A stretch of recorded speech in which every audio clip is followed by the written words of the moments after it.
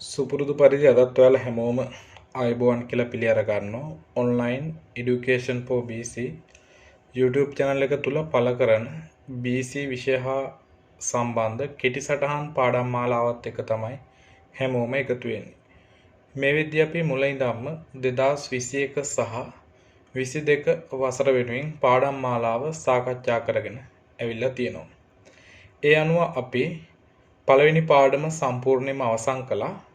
දෙවෙනි පාඩම විදිහට අපි සාකච්ඡා කරන්න බලාපොරොත්තු වෙන්නේ සට් ශාස්ත්‍රවරු පිළිබඳව. පාඩම් මාලාවක් විදිහට කතා කරනවා නම් අද අපි කතා කරන්නේ 7 වෙනි වීඩියෝ පාඩම.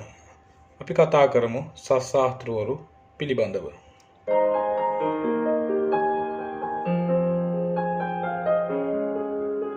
ඔයාලා හැමෝම මේ විදිහට දන්නවා ಭಾರತයේ නියෝජනය කරපු සම්ප්‍රදායන් දෙකක් තිබුණා. ඒ තමයි ශ්‍රමණ සම්ප්‍රදාය සහ බමුණු සම්ප්‍රදාය. බමුණු සම්ප්‍රදාය අදහස් විවේචනය කරමින් ඒවාට ප්‍රතිවිරුද්ධව නිර්මාණය වෙච්ච සම්ප්‍රදායට තමයි අපි ශ්‍රමණ සම්ප්‍රදාය කියලා මතක් කරන්නේ. ශ්‍රමණ සම්ප්‍රදාය නියෝජනය කරපු ශාස්ත්‍රවරු බොහෝමයක් දකින්න ලැබෙනවා. ආජීවක, අචේලක, සචේලක, නිගණ්ඨ, පරිබ්‍රාජක කියන නම් වලින් හඳුන්වන්නේ ඒ අයම තමයි. ඒ පිරිස අතර සත්ශාස්ත්‍රවරු ශ්‍රමණ සම්ප්‍රදාය නියෝජනය කරපු සුවිශේෂීම ශ්‍රමණ සම්ප්‍රදායේ කණ්ඩායමක් ලෙස අපිට සාකච්ඡා කරන්න පුළුවන්. බුදුරජාණන් වහන්සේ ලෝකෙට පහළ වන සමය වන විට යම්කිසි පිරිසක් සහිතව ඔවුන්ගේ දහම ප්‍රචාරය කරමින් හිටි පිරිසක් ලෙස අපිට මෙම සත්ශාස්ත්‍රවරු පිළිබඳව සාකච්ඡා කරන්න පුළුවන්. සත්ශාස්ත්‍රය කියන වචනය තුලම අන්තර්ගත වෙන්නේ ශාස්ත්‍රවරු 6 දෙනෙක් පිළිබඳව. ඒ 6 දෙනා නාමිකව මතක් කරනවා නම් 1 පූර්ණ කස්සප, 2 මක්කලි ගෝසාල, 3 අජිත කේසකම්බල, 4 පකුද කච්චායන, 5 සංජය බෙල්ලට්ටිපුත්ත, ඒ වගේම 6 වෙනියට නිගණ්ඨනාථ පුත්ත ලෙස ඒ පිරිස සඳහන් කරන්න පුළුවන්. අද අපි මේ 6 දෙනා පිළිබඳවම සැලකිය යුතු සටහනක් කෙටි සටහන් විදිහට තමයි සාකච්ඡා කරන්න බලාපොරොත්තු වෙන්නේ.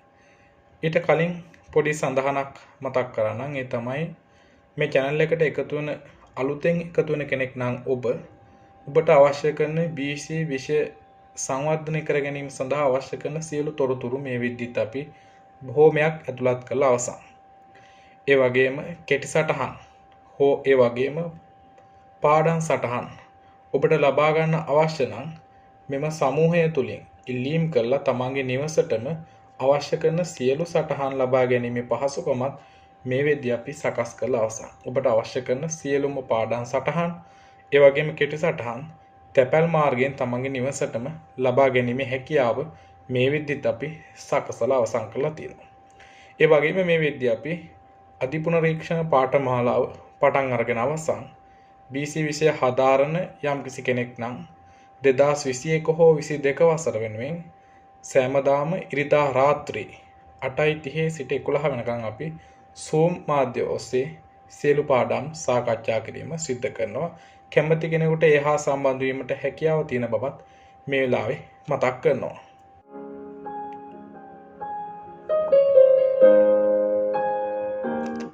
අපි එහෙනම් දැන් කතා කරමු ශ්‍රමණ සම්ප්‍රදාය නියෝජනය කරපු සත්ශාස්ත්‍රවරු අතරින් පූර්ණ කස්සප පිළිබඳව යම්කිසි තොරතුරු ප්‍රමාණයක්. පූර්ණ කස්සප කියන්නේ අකිරේවාදී අදහස් දරපු කෙනෙක්. සරලවම ප්‍රථම වතාවටම මතක තියාගන්න සත්ශාස්ත්‍රවරු 6 දෙනා අතරින් නිගණ්ඨනාථ පුත්ත හැර සෙසු 5 දෙනාම අකිරේවාදී අදහස් දරපු අය වශයෙන්. අකිරේවාදී කියන එකේ තේරුම තමයි කුසල් අකුසල් දෙකම බැහැර කිරීම. ඒ වගේම මේ සත්ශාස්ත්‍රවරු 6 දෙනා පිළිබඳවම තොරතුරු බොහෝමයක් සඳහන් වන්නේ දීඝනිකායේ සාමාන්‍ය ඵල සූත්‍රයේ බවත් ප්‍රථමයෙන් මතක තබා ගන්න. පූර්ණ කස්සප පිළිබඳව සාකච්ඡා කරද්දී ඔහුත් අකිරේවාදී අයෙක්. එනම් පින්පව් ප්‍රතික්ෂේප කරන පුද්ගලයෙක්. පූර්ණ කස්සප පිළිබඳව තොරතුරු දීඝනිකායේ සාමාන්‍ය ඵල සූත්‍රයේ සඳහන් වෙනවා. මොහුගේ සරල ඉගැන්වීම වූයේ යම්කිසි දෙයක් කරන්නෙකු ඒ වගේම කරවන්නෙකු එහෙම නැත්නම් සිඳින්නෙකු සිඳවන්නෙකු නැති බව. සමස්ත පෘථිවියේ ඉන්න සියලුම ප්‍රාණීන් මරා එකම මස් ගොඩක් කළත් ඒ හේතුවෙන් කිසිදු පාපයක් සිදු නොවන බව මොහු ඉගැන්වුවා. ඒ වගේම දන් දෙමින්, දන් දෙවමින්, යදිමින්, යදවමින් ගංගා තීරයේ උතුරු කෙළවර තෙක් ගියත් එයින් සිදුවෙන පිනක් නැති බව ඉගැන්වුවා.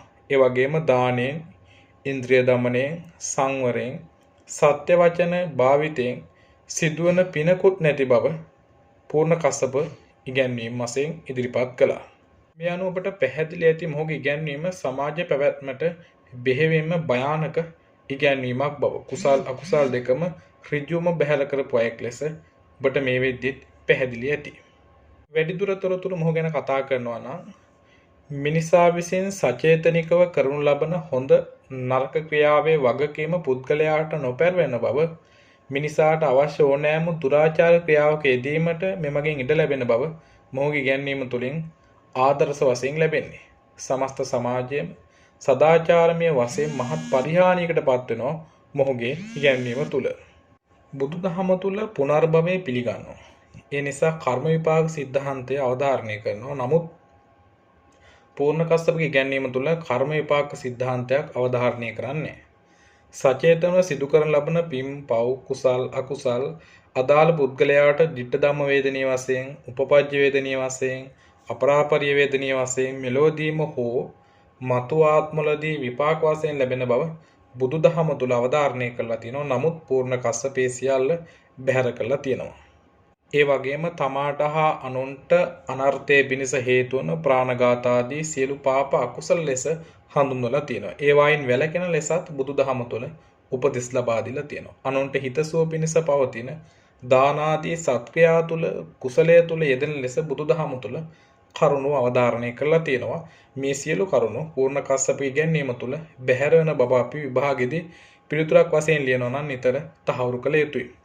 ඒ වගේම දානය, ඉන්ද්‍රිය දමනය, සීල සංවරය, සත්‍ය වචන ආදී ක්‍රියාව මෙලව පරලොව ජීවිතයේ සුවපත් කිරීමට පමණක් නොව නිවන් පසක් කිරීමටද ඉවහල් වන බව බුදුදහම තුළ නිතර මතක් කරන කරුණු.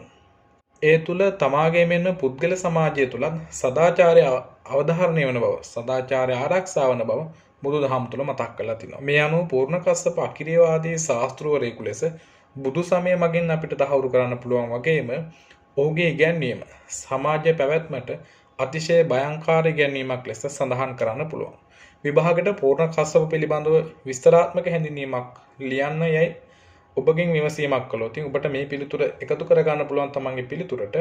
ඒ වගේම මෙහි යම්කිසි අඩුපාඩුවක් තියෙනවා නම් හෝ යම්කිසි අවබෝධයකට මදි කොටසක් තියෙනවා නම් වැටහුනේ නැත්නම් ඔබට පුළුවන් මගේ දුරකථන අංකයට WhatsApp මැසේජ් එකක් යොමු කරලා නැවතත් විමසීම් කරලා මේ සියලු තොරතුරු සම්පූර්ණ කර ගන්න.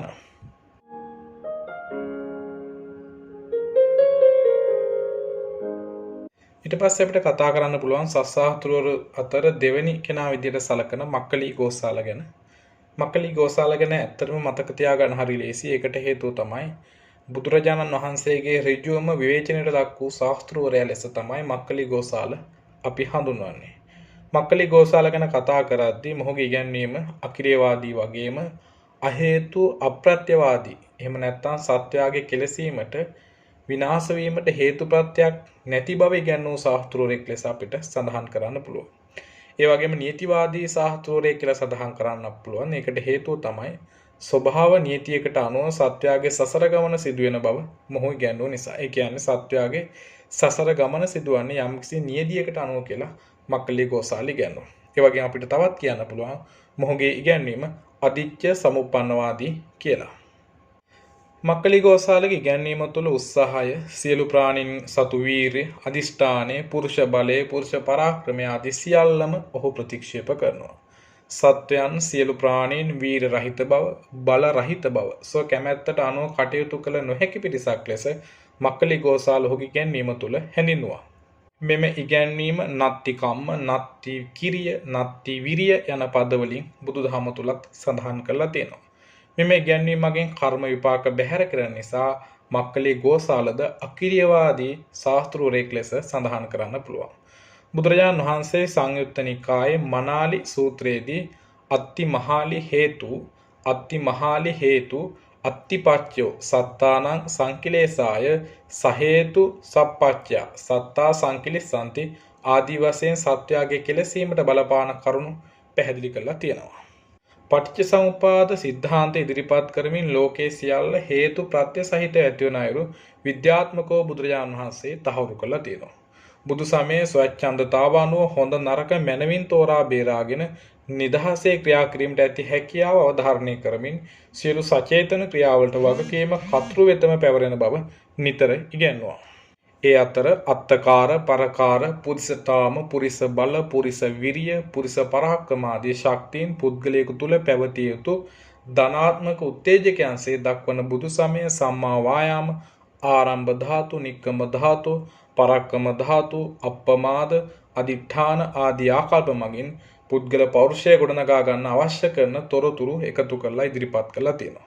විවිධ වූ නූලෙන් වියන ලද වස්ත්‍ර අතර දුර්වර්ණ, දුර්ගන්ධ, ඒ වගේම කේශ කම්බලයක් ඊතා පහත් තත්ත්වයලා සැලකෙන්නාක් මෙන් විවිධ ශ්‍රමණවාද අතර මක්කලි ගෝසාලගේ ඉගැන්වීම පහත්ම ලෙස බුදුදහම තුල සලකලා තිනවා. බුදුන් වහන්සේ මතක් කළේ මක්කලි මෝග පුරිසෝ මනුස්සං කිප්පම්මඤ්ඤේ. මක්කලි කියන්නේ අනර්ථයේ පිණිසම කරුණ ඉදිරිපත් කරන මෝඩයෙක් ලෙස මක්කලි ගෝසාලගේ ඉගැන්වීම බුදුදහම තුල බුදුරජාන් වහන්සේ බැහැර කළා.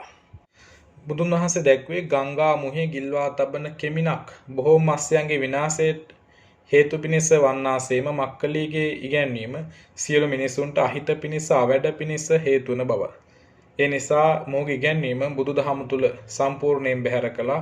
කෙමිනක් කියලා සඳහන් කරන්නේ සත්තු අල්ල ගන්න අටවන උගුලකට. මේ ඉගැන්වීම තුලින් මක්කලි ගෝසාලගේ ඉගැන්වීමත් ඒ වගේම එය බුදුදහමේ බැහැර කරන අයුරුත් ඔබට මේ වෙද්දී පැහැදිලි ඇති. අපි කතා කරමු අජිත කේසකම්බල ගැන. අජිත කේසකම්බල ශාස්ත්‍රූවරයාත් අක්‍රියවාදී දර්ශන ඉදිරිපත් කළ ශාස්ත්‍රූවරයෙක් ලෙස අපිට සඳහන් කරන්න පුළුවන්. මොහුගේ ඉගැන්වීම භෞතිකවාදී කියලා අපිට සඳහන් කරනවා වගේම උච්ඡේදවාදී මතයක් දරුවා එක් ලෙසත් සඳහන් කරන්න පුළුවන්. අජිත කේසකම්බලගේ ඉගැන්වීම භෞතිකවාදී ලෙස සඳහන් කරන්න හේතුව පුද්ගලයා යනු සතර මහා භූතයන්ගේ නිර්මාණයක්. එහෙම නැත්නම් සතර මහා භූතයන් පමණ ස්ථීර පදාර්ථ ලෙස මොහු පිළිගත් නිසා අපි මොහු සඳහන් කරනවා භෞතිකවාදී කියලා. උච්ඡේදවාදී කියලා සඳහන් කරන්න හේතුව තමයි මරණින් මතු සියල්ල අවසන් වේ යන අදහස තැරීම. සාමාන්‍ය මෙන්ම පින්පව් කුසල අකුසල් දෙකම බැහැර කරපු නිසා අක්‍රියවාදී අයෙක් ලෙස අපි අජිත කේසකම්බලව සඳහන් කරනවා. පටිච්ච සමුප්පන්න සත්වයාගේ ලෝකේ හට ගැනීම හා පැවැත්ම මනාව නුවණින් දකින්නාට නාස්තින දෘෂ්ටි හෙවත් උච්ඡේද දෘෂ්ටි ඇති නොවන බව බුදුදහම තුල සඳහන් කළා. సంతානයාගේ පැවැත්ම එහෙම නැත්නම් සත්වයාගේ පැවැත්ම මරණයෙන් අවසන් නොවන්නේ යයි අවධාරණය කරන බුදු සමය පුනර්භවය පිළිගන්නවා. නමුත් අජිත කේසකම්බල පුනර්භව යන සංකල්පය කිසිසේත්ම පිළිගත්තේ නැහැ.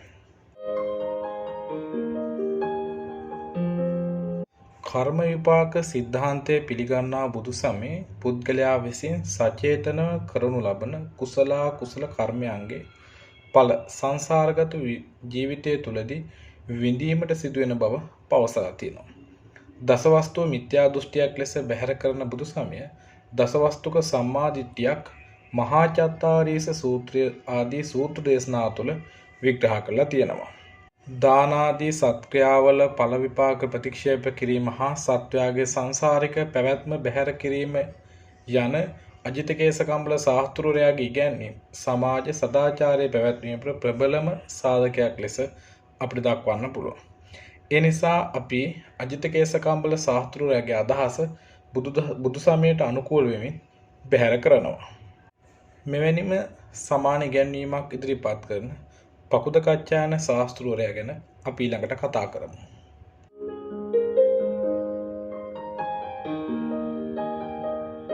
නිත්‍ය පදාර්ථ 7ක් පමණක් ඇතැයි මොහු උගන්වනවා. ඒ නිසා අපි මොහුගේ ඉගැන්වීමත් අකිරේවාදී ඒ වගේම භෞතිකවාදී ශාස්ත්‍රවාදී ආදී කොටස් කිහිපයක් ඔස්සේ විග්‍රහ කරනවා. මොහුගේ මූලිකම ඉගැන්වීමක් තමයි නිත්‍ය පදාර්ථ 7ක් පමණක් ලෝකයේ ඇති බව ඉගැන්වීම. එම පදාර්ථ 7 තමයි පඨවි, ආපෝ, තේජෝ, වායෝ, සුඛ, දුක්ඛ, ජීව කියන පදාර්ථ 7. ඔයාලට මතක ඇති අජිත කේසකම්බල ශාස්ත්‍රූරයත් පඨවි, ආපෝ, තේජෝ, වායෝ කියන සතර මහා භූතයන්ගේ පමණක් නිර්මාණයක් බව පුද්ගලයා කියන සංකල්පය ඉදිරිපත් කළ බව. කෙසේ නමුත් පකුදකච්චායනගේ ඉගැන්වීම භෞතිකවාදී ලෙස සඳහන් කරන්න හේතුව තමයි මෙම සප්ත පදාර්ථයේ පිළිගැනීම නිසා. ඒ වගේම ශාස්ත්‍රවාදී ලෙස සඳහන් කරන්න හේතුව තමයි නිත්‍ය ආත්මයක් පිළිගත් අයෙක් වීම නිසා. බෞද්ධ ඉගැන්වීම් වලට අනුව අවිපරිණාමී නිත්‍ය වූ කිසිම දෙයක් ස්ථීරව ලෝකේ පවතින්නේ නැහැ. ඒ කියන්නේ වෙනස් වෙන කිසිම දෙයක් ලෝකේ ස්ථීර වශයෙන් පවතින්නේ නැති බව බුදුසමය අවධාරණය කළා. නමුත් මේ නිත්‍ය පදාර්ථ 7 ස්ථීර වශයෙන්ම ලෝකේ පවතින බව පකුදකච්චායන ප්‍රකාශ කළා. ලෝකේ සෑම දෙයක්ම හේතු ප්‍රත්‍ය සංකලනයෙන් හටගෙන ඇති බැවින් සප්ත පදාර්ථයන්ද ඒට අයත් වන හේන් ඒවායේ ස්ථීර පැවැත්මක් නැති බව බුදුසමය අවධාරණය කළා.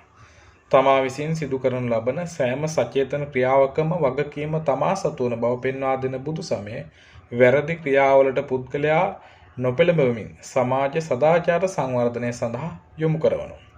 පකුදකච්චායනගේ දර්ශනයද අකිරේවාදී බැවින් පුද්ගලයා දුරාචාරයට යොමු කරන ජන සමාජය තුළ නොයෙක් ගැටලු නිර්මාණය කරන ඉගැන්වීමක් ලෙස අපිට සම්පූර්ණයෙන්ම බැහැර කරන්න පුළුවන්. ඒ අනුව අපිට පෙනී යනවා මොහුගේ ඉගැන්වීමත් සමාජ පැවැත්මට හා තමාටත් අනුන්ටත් අහිතකර පැවැත්මක් බවත් බුදුරජාණන් වහන්සේ මොහුගේ ඉගැන්වීමත් සම්පූර්ණයෙන්ම බැහැර කරලා තිබෙන බවත්. අපි ඊළඟට කතා කරමු සංජය බෙල්ලට්ටිපුත්ත ශාස්ත්‍රූරයා ගැන.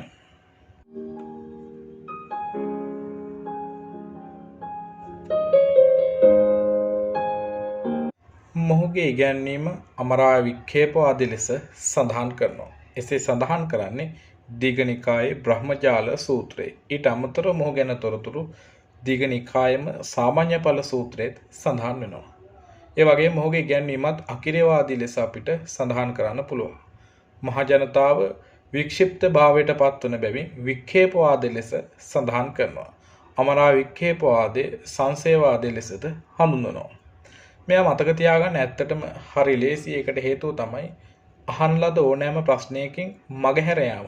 එහෙම නැත්නම් ආන්දෙක්මින් ලිස්සායන ස්වභාවකින් යුතු ශාස්ත්‍රෝරයා තමයි අපි සංජය බෙල්ලට්ටිපුත්ත කියලා සාකච්ඡා කරන්නේ.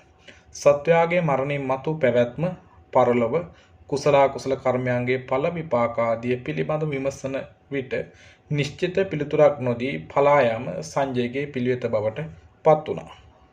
බුදු සමය තුළ මෙවැනි ප්‍රශ්නවලට පිළිතුරු නොදීමේ හේතු 4ක් පෙන්වා දෙනවා. එක තමයි පිළිතුරු නිවැරදි නොවුවහොත් ඉන් මුසාවාදයක් සිදුවන බැවින් ඊට ඇති බය හා අකමැත්ත නිසා පිළිතුරු ලබා නොදී සිටීම. එය සඳහන් කරන්නේ පාලි භාෂාවෙන් මුසාවාද බය වශයෙන්. දෙක තමයි පිළිතුරු කරන කොටගෙන යම් උපාදානයක් වේ නම් ඊට ඇති බය හා අකමැත්ත නිසා පිළිතුරු නොදී සිටීම. 3 පිළිතුරු දෙන කල්හි යමෙක් ප්‍රශ්න විචාරන්නේ නම් එසේ ප්‍රශ්න කරනු ලැබීමට ඇති බය හා අකමැත්ත නිසා පිළිතුරු ලබා නොදී සිටීම. 4 නුවණ මද බැවින් බෙහෙවින්ම මෝඩ බැවින් එවැනි ප්‍රශ්නවලට පිළිතුරු දීමේ ශක්තියක් නැති නිසා පිළිතුරු ලබා නොදී සිටීම. මේ කරුණු 4 බුදුදහම තුළ පුද්ගලයෙක් අසන ලද ප්‍රශ්නයකින් මගහැරීමට හේතු ලෙස දක්වලා තියෙනවා.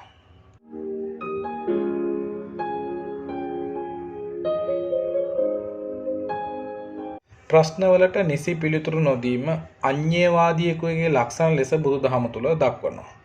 බෙහෙවෙන් අපැහැදිලි වූ බුද්ධිගෝචර නොවුත් ඉගැන්වීමක් ලෙස මොහුගේ ඉගැන්වීම අපිට දක්වන්න පුළුවන්. ඒ වගේම ශ්‍රාවකයන් මුලාවට හෙළන ඉගැන්වීමක් ලෙස දක්වන්නත් පුළුවන්. මොහු උගන්වන ඉගැන්වීම තුළ කිනම් විමුක්තියක් පිණිස කිනම් ප්‍රතිපදාවක් වඩන්නේදී අපැහැදිලි බැවින් ශ්‍රාවකයන් මුලාවට හෙළන ඉගැන්වීමක් ලෙස අපිට සඳහන් කරන්න හේතු දක්වන්න පුළුවන්. යම් දෙයක් කෙරෙහි ඇති විචිකිච්ඡාව, සැකය, විමතිය, සංශය, විමුක්ති සාධනෙහිලා නීවරණ යන්නට බෞද්ධ ඉගැන්වීම තුල දක්වලා තිනේ. එහෙම නැත්නම් නිවන් අවබෝධ කර ගැනීමෙහිලා බාධා ලෙස පවතින කරුණු ලෙස දක්වලා තිනවා. නීවරණ කියන එකේ අර්ථය තමයි නිවන ආවරණය කරන කියන එක. එහෙම නැත්නම් නිවන් දකින්න බාධාවක් වන ධර්ම වශයෙන්. ඒ වගේම සදාචාර ධර්ම සංරක්ෂණය පිණිස මෙම ඉගැන්වීම් කිසිදු පිටුවහලක් ලබන්නේ නැති බවත් බුදු සමය තුල අවධාරණය කරලා තියෙනවා. සංජය බෙල්ලට්ටි පුත්තගේ ඉගැන්වීම සත්‍යා මුලාවට යොමු කරන අරමුණක් නැති පැහැදිලි අවසානයක් නැති ආගම දහමක් උදෙසා ප්‍රතිපදාවක් වැඩිවීමට අවශ්‍ය නොවන ඉගැන්වීමක් ලෙස අපිට සඳහන් කරන්න පුළුවන්. යම් කෙනෙක් මොහොකින් ලෝකය ගැන විමසුවොතින්, සත්‍යය ගැන විමසුවොතින් ඒවාට පිළිතුරු නොදී පලා යාම මොහුගේ මූලිකම ස්වභාවය බවට පත් වෙලා තිබුණා. මෙලොවක් ඇද්ද, පරලොවක් ඇද්ද, ඕපපාතික සත්වය සිටීද ආදී ඕනෑම ප්‍රශ්නයක් විමසන ලදුව ඔහු ඒවා ඉතා යහුසුලෝ මගහැර යාමට උත්සාහ කළා. මොහු පිළිබඳව තොරතුරු යම්කිසි ප්‍රමාණයක තවත් ඔබට අවශ්‍ය නම් මගෙන් ලබා ගැනීම හැකියාවක් තියෙනවා. WhatsApp වලින් මැසේජ් එකක් යොමු කළා. අපි අවසාන ශ්‍රාවකයා විදිහට කතා කරමු නිගණ්ඨනාත පුත්ත ශ්‍රාවකයා ගැන.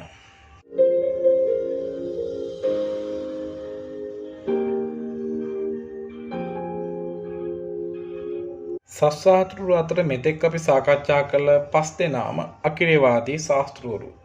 එහෙත් අපි දැන් කතා කරන්න බලාපොරොත්තු වුණු නිගණ්ඨනාත පුත්ත ශ්‍රාවකයා පමණ කිරේවාදී ශ්‍රාවකයෙක් ලෙස අපිට සඳහන් කරන්න පුළුවන්.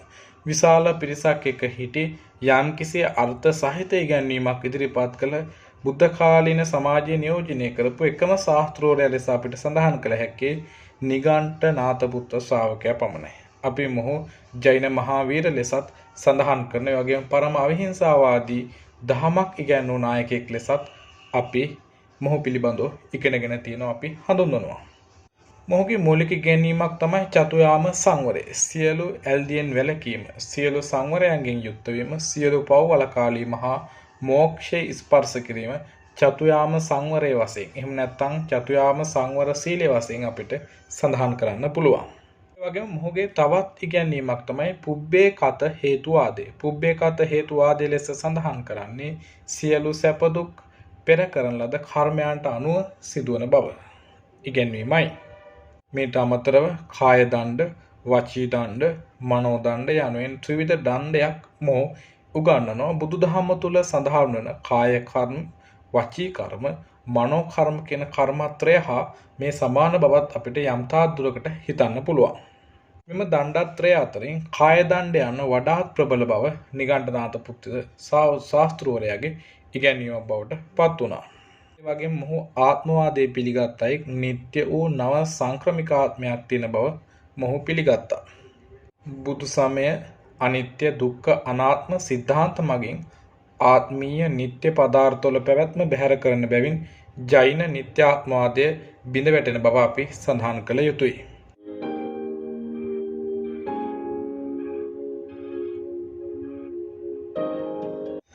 චතුයාම සංවරය, පරම අවිහිංසාවාදය ආදී ජෛන ප්‍රතිපදාව ප්‍රායෝගික ජීවන දර්ශනයක් හෝ විමුක්ති මාර්ගයක් නොවන බවත් බුදුදහම තුළ සඳහන් කරලා තිබුණා.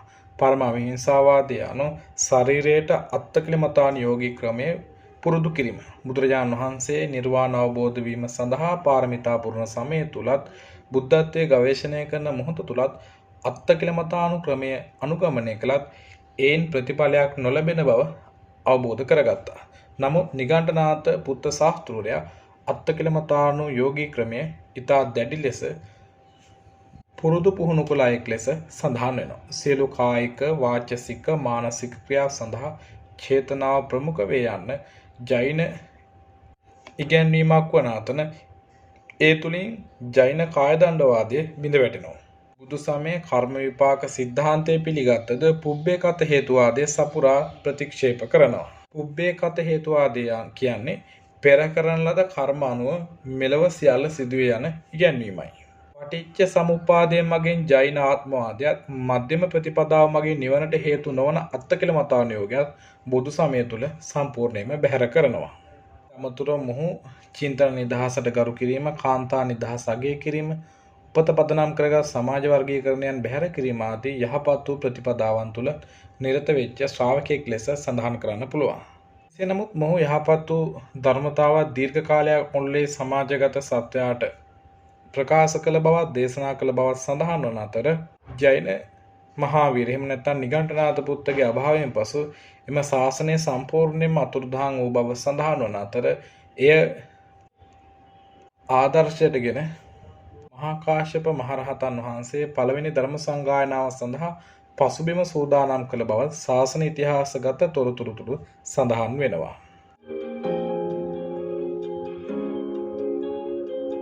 හොඳයි, අපි එහෙනම් මේ වෙද්දී සස්සාහතුරු 6 දෙනා පිළිබඳව කෙටි සටහන් විදිහට අවශ්‍ය කරන තොරතුරු සාකච්ඡා කරලා අවසන්.